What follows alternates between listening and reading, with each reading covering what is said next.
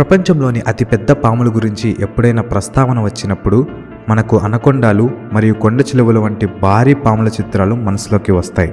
కానీ కొన్ని శతాబ్దాల క్రితం ఈ భూమిపై ఇంతకంటే భారీగా మరియు భయంకరంగా ఉండే ఒక పాము ఉండేదని చెబితే మీరు నమ్ముతారా? వీటి ముందు అనకొండాలు మరియు పైథాన్లు కూడా చాలా చిన్నవి. భూమిపై నివసిస్తూ తన పడగతో మేఘాలను తాకగలిగేంత భారీ పాము గురించి ఇప్పుడు మనం మాట్లాడుకుందాం.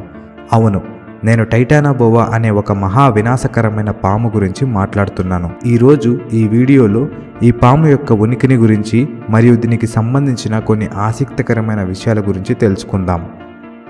దాదాపు 6,50,00,000 సంవత్సరాల క్రితం డైనోసార్లు అంతరించిపోయిన తరువాత భూమిపై టాప్ ప్రెడేటర్ల స్థానం ఖాళీ అయింది. ఫుడ్ చైన్లో ఆ అగ్రస్థానాన్ని ఎవరైనా ఆక్రమించాల్సిందే. అలాంటి సమయంలో డైనోసార్లు మాయమైన తరువాత మిగిలిపోయిన జీవాలు బాగా అభివృద్ధి చెందడానికి అనుకూలమైన పరిస్థితులు ఏర్పడ్డాయి. ఇదే సమయంలో ప్రపంచంలో అత్యంత ప్రమాదకరమైన జీవుల్లో ఒకటైన టైటానోబోవా ఉనికిలోకి వచ్చింది. టైటానోబోవా బోవా జాతికి చెందిన పాము.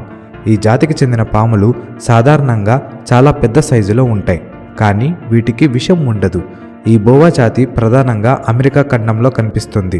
అంటే టైటానోబోవా నేటి బోవా మరియు అనకొండాల పూర్వీకులుగా భావించవచ్చు.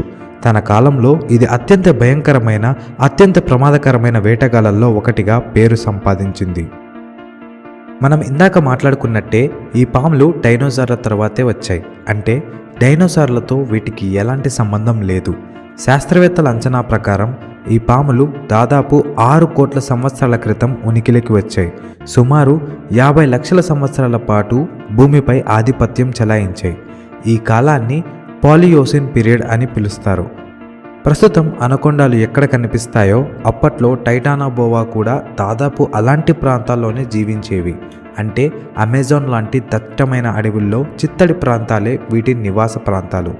2009లో ఉత్తర కొలంబియాలో ఒక బొగ్గు గనిలో బయటపడిన ఎముకలు ఈ పాము ఉనికికి బలమైన ఆధారంగా నిలిచాయి. మొదట అక్కడ దొరికిన ఎముకలను చూసి అవి ఏదో భారీ మొసలికి చెందినవి అని శాస్త్రవేత్తలు అనుకున్నారు. కానీ తర్వాత చేసిన పరిశోధనలో అవి ఒక భారీ పాముకు చెందినవని తేలింది. ఈ పాము పొడవు దాదాపు 13 మీటర్లు, అంటే సుమారు 45 అడుగులు ఉండేది. వీటిని పోల్చి చూస్తే నేటి అనకొండాలు సాధారణంగా 15 నుంచి 20 అడుగులు పొడవు మాత్రమే ఉంటాయి. అంటే టైటానోబోవా అనకొండాల కంటే దాదాపు 2 పొడవుగా ఉండేది. వీటి బరువు కూడా సుమారు 1135 కిలోగ్రాములు ఉండేది. ఇంత భారీ సైజు ఉండటం వల్ల భూమిపై వేగంగా కదలడం వీటికి చాలా కష్టంగా ఉండేది. అందుకే ఇవి ఎక్కువ సమయం నీటిలో లేదా చిత్తడి ప్రాంతాల్లోనే గడిపేవి. వీటి వేటాడే విధానం కూడా అనకొండాల మాదిరిగానే ఉండేది. నీటిలో లేదా చెట్ల మధ్య దాక్కొని సరైన అవకాశం కోసం ఎదురు చూసి వేటను పట్టుకునేవి. వేటను పట్టుకున్న తర్వాత తమ శరీరంతో గట్టిగా చుట్టేసి సుమారు 400 పౌండ్ల ప్రెజర్తో నొక్కిపెట్టేవి. దీంతో ఆ జంతువుకు ఊపిరాడక చనిపోయేది. ఆ తర్వాత దాన్ని పూర్తిగా మింగేసేది.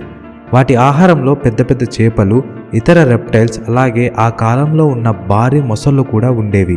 ఈ రెప్టైల్స్ చల్లని రక్తం కలిగిన జీవులు కావడంతో వాతావరణం ఎక్కువగా వేడిగా ఉన్నప్పుడు వేగంగా పెరుగుతాయి. అప్పట్లో భూమి ఉష్ణోగ్రత ఇప్పటికంటే 15 నుంచి 20 డిగ్రీల వరకు ఎక్కువగా ఉండేదని శాస్త్రవేత్తలు చెబుతున్నారు. అందుకే టైటానోబోవాలు అంత భారీ పరిమాణానికి ఎదగగలిగాయి. అయితే ఇంత పెద్దదైన, ఇంత శక్తివంతమైన ఈ పాము చివరికి ఎలా చనిపోయింది?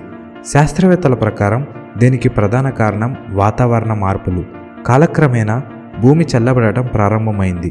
ఈ మారుతున్న వాతావరణానికి ఈ పాములు తట్టుకోలేకపోయాయి. దాంతో వాటి సంఖ్య క్రమంగా తగ్గిపోతూ చివరికి పూర్తిగా అంతరించిపోయాయి.